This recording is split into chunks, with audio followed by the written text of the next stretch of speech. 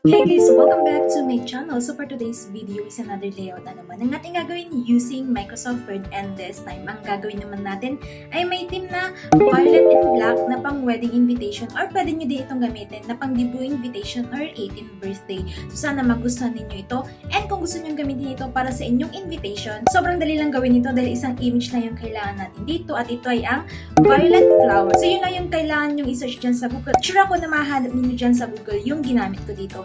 Pero may good news ako, para hindi na kayo mahirapan na maghanap ng flowers na kailangan natin para sa layout na ito.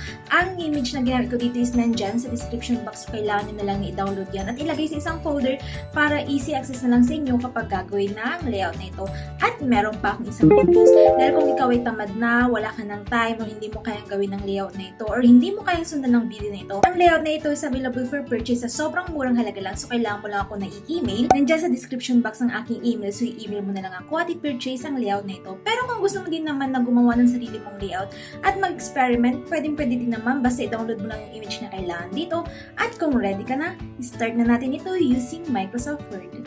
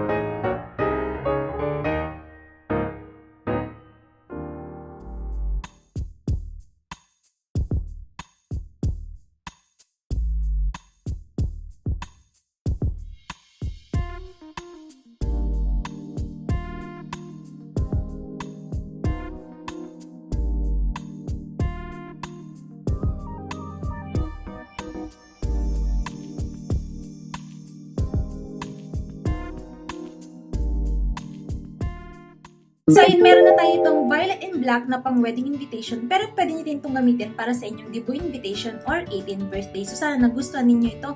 And kung may mga request and suggestion pa kayo, mag-comment lang kayo dyan sa baba at gagawa natin yan ng video.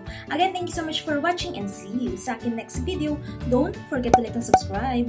Bye!